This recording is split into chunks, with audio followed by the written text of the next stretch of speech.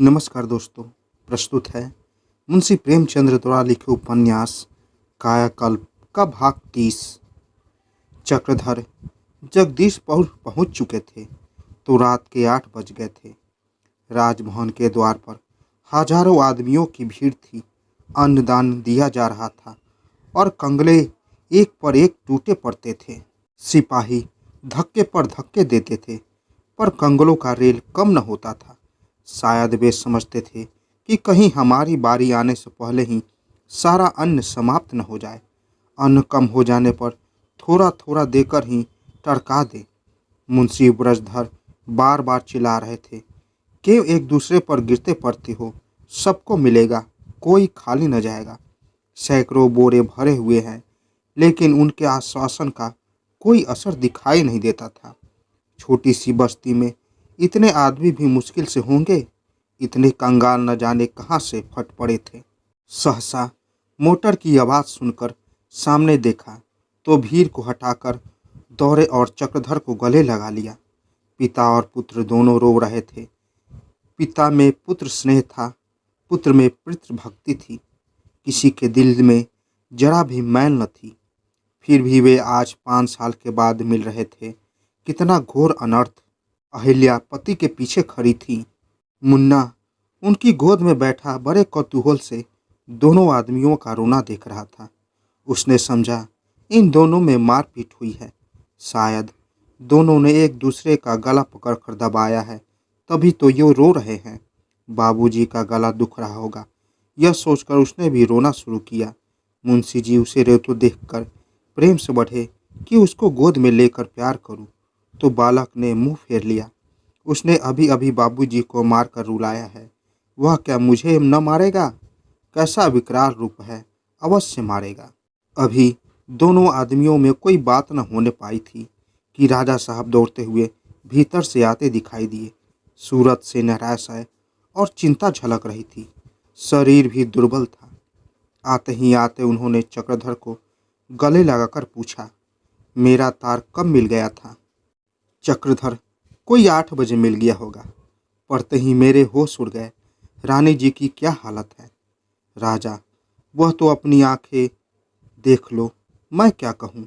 अब भगवान ही का भरोसा है। आह, यह संस्कार महाशय है।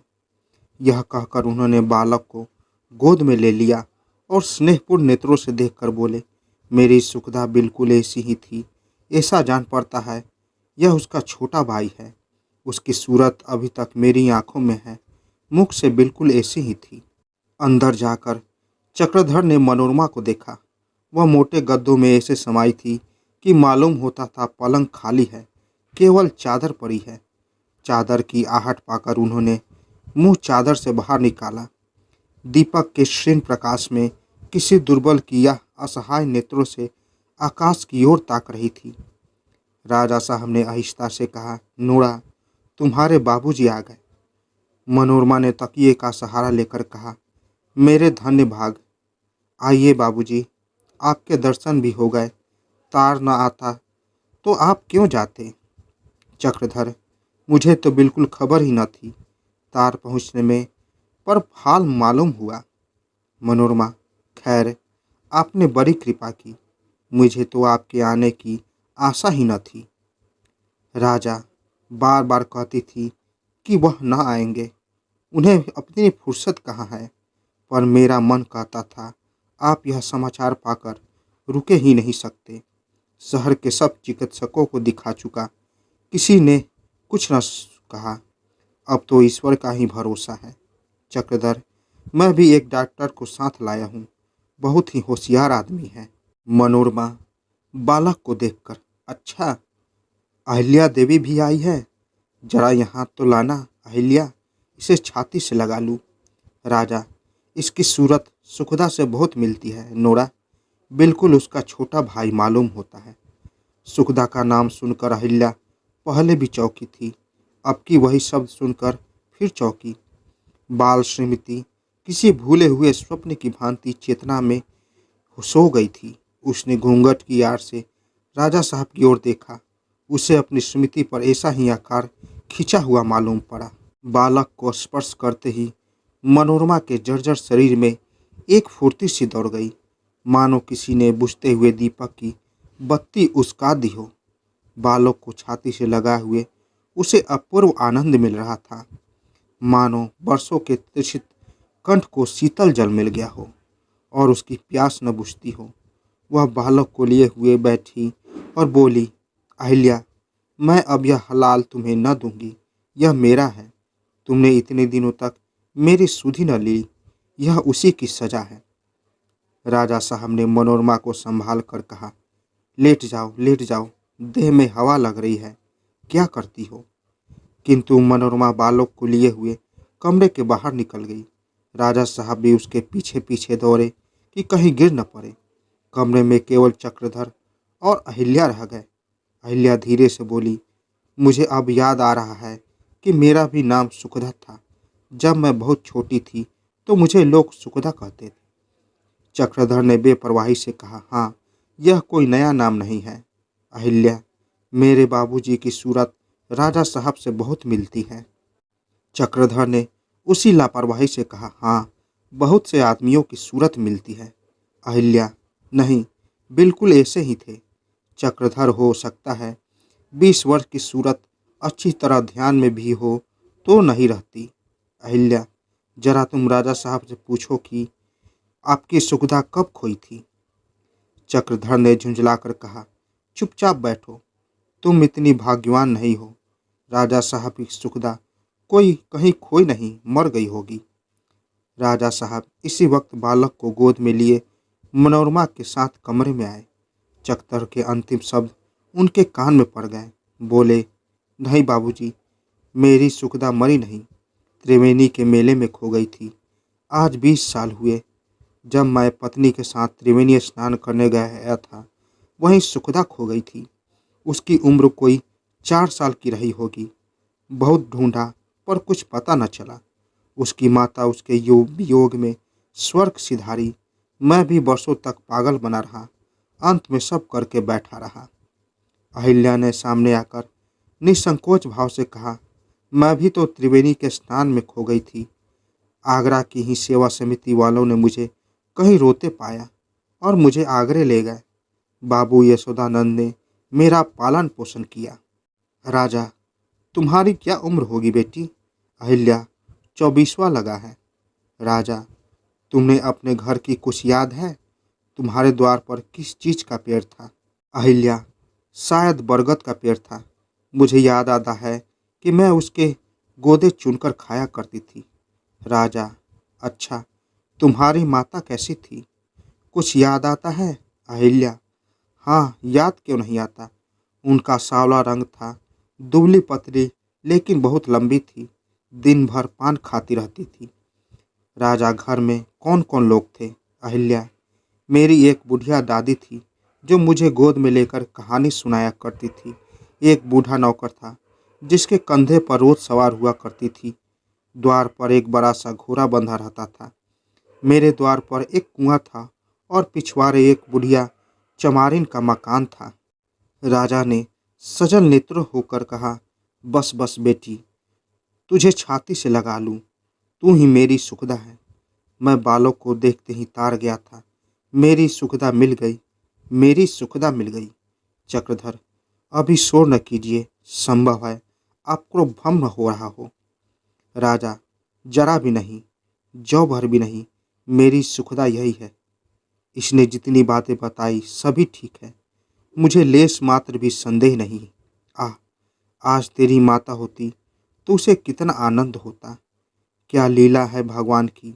मेरी सुखदा घर बैठी मेरी गोद में आ गई। जरा सी गई थी, बड़ी सी आई। अरे, मेरा शोक संताप हरने को एक नन्हा मुन्ना बालक भी लाई है। जाओ भैया चक्रधर, तुम्हें छाती से लगा लूं। अब तुम मेरे मित्र थे, अब तुम मेरे पुत्र हो। याद है मैंने तुम्हें जेल भिजवाया था। नोरा, ईश्वर की लीला देखी। सुखदा घर में थी और मैं उसके नाम को रो बैठा था। अब मेरी अभिलाषा पूरी हो गई। जिस बात की आशा तक मिट गई थी, आज पूरी हो गई। चक्रधर विनम्र भाव से खड़े थे। मनोरमा अंगों फूली न समाती थी। अहिल्या अभी तक खड़ी रो रही थी। सहसा रोहिणी कमरे के द्वार से आती हुई दिखाई दी। राजा साहब उसे देखते ही बाहर निकल गए और बोले, कहाँ जाती हो? रोहिणी, मेरी सुखदा मिल गई, आओ देखो, यह उसका लड़का है। रोहिणी वही ठिठक गई और संदेशात्मक भाव से बोली, क्या स्वर्ग से लौट आई है क्या? राजा, नहीं नहीं, आगरे में थी। देखो, यह उसका लड़का है। मेरी सूरत इससे कितनी मिलती है। आओ सुखदा को देखो, मेरी सुखदा खड़ी है। रोहिणी ने वही खड़े खड़े उत्तर दिया, यह आपकी सुखदा नहीं, रानी मनोरमा की माया मूर्ति है, जिसके हाथों में आप कठपुतली की भांति नाच रहे हैं। राजा ने विस्मित होकर कहा, क्या यह मेरी सुखदा नहीं है? कैसी बात करती हो? मैंने खूब परीक्षा करके देख लिया है। रोहिणी, ऐसे मदारी के खेल बहुत देख चुकी हूँ। मदारी भी ऐसी आपको बातें बता देता है जो आपको आश्चर्य में डाल देती है। यह सब माया लीला है। राजा, क्यों व्यर्थ किसी पर आक्षेप करती हो रोहिणी? मनोरमा को भी तो वे बातें नहीं मालूम है जो सुखदा ने मुझसे बता दी। भला किसी गैर लड़की को मनोरमा क्यों मेरी लड़की बनाएगी? इसमें उसका क्या स्वार्थ हो सकता है? रोहिणी, वह हमारी जड़ खोदना चाहती है। क्या आप इतना भी नहीं समझते? चक्रधर को राजा बनाकर वह आपको कोने में बैठा देगी। यही बालक जो आपकी गोद में है एक दिन आपका शत्रु होगा। यह सब सदी हुई बातें हैं जिसे आप मिट्टी की गऊ समझते हैं, वह आप जैसे को बाजार में बेच सकती है। किसकी बुद्धि इतनी ऊंची उड़ेगी? राजा ने व्यग्र होकर कहा, अच्छा, अब चुप रहो रोहिणी। मुझे मालूम हो गया कि तुम्हारे हृदय में मेरे अमंगल के सिवा और किसी भाव के लिए स्थान नहीं है। आज न जाने किसके पुण्य प्रताप से ईश्वर ने मुझे यह शुभ दिन दिखाया है और तुम मुंह से ऐसे अपशकुन निकाल रही हो।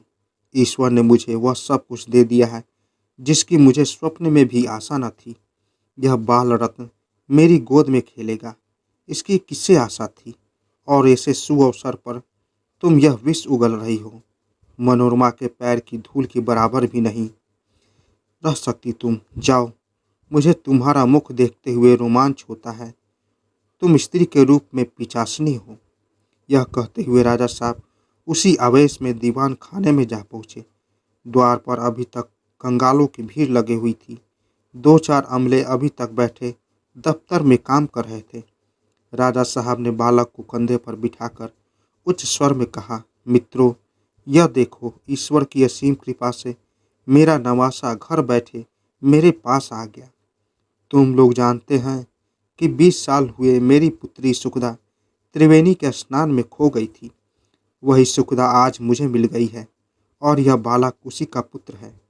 आज से तुम लोग इसे अपना युवराज समझो। मेरे बाद यही मेरी रियासत का स्वामी होगा। गारद से कह दो अपने युवराज को सलामी दे। नौबत खाने में कह दो 9 बजे आज के 7वें दिन राजकुमार का राज अभिषेक होगा। अभी से उसकी तैयारी शुरू करो। यह हुक्म देकर राजा साहब बालक को गोद में लिए ठाकुर द्वारे में जा पहुँचे। वहाँ इस समय ठाकुर जी के भोग की तैयारियां हो रही थी। साधु संतों की मंडली जमा थी। एक पंडित कोई कथा कह रहे थे, लेकिन श्रोताओं के कान उसी घंटी की ओर लगे थे जो ठाकुर जी की पूजा की सूचना देगी और जिसके बाद तरमाल के दर्शन होंगे। सहसा राजा साहब ने आकर ठाकुर जी के सामने बालक को बैठा दिया और खुद साष्टांग दंडवत करने लगे। इतनी श्रद्धा से उन्होंने अपने जीवन में कभी ईश्वर की प्रार्थना न की थी। आज उन्हें ईश्वर से साक्षात्कार हुआ था। उस अनुराग में उन्हें समस्त संसार आनंद से नाचता हुआ मालूम हुआ। ठाकुर जी स्वयं अपने सिंहासन से उतरकर बालक को गोद में लिए हुए हैं। आज उसकी चिर संचित कामना पूरी हुई और इस तरह पूरी हुई जिसकी उन्हें कभी आशा भी न थी। यह ईश्वर की दया नहीं तो और क्या है? पुत्र रत्न के सामने संसार की संपदा क्या चीज है? अगर पुत्र रत्न न हो तो संसार की संपदा का मूल्य ही क्या है? जीवन की सार्थकता ही क्या है? कर्म का उद्देश्य ही क्या है? अपने लिए कौन दुनिया के मंसूबे बांधता है? अपना जीवन तो मंसूबों में ही व्यतीत हो जाता है। यहाँ तक कि जब मन बसे पूरे होने के दिन आते हैं तो हमारी संसार यात्रा समाप्त हो चुकी होती है। पुत्र ही आकांक्षाओं का स्रोत, चिंताओं का आगार, प्रेम का बंधन और जीवन का सर्वस्व है। वही पुत्र आज विशाल सिंह को मिल गया।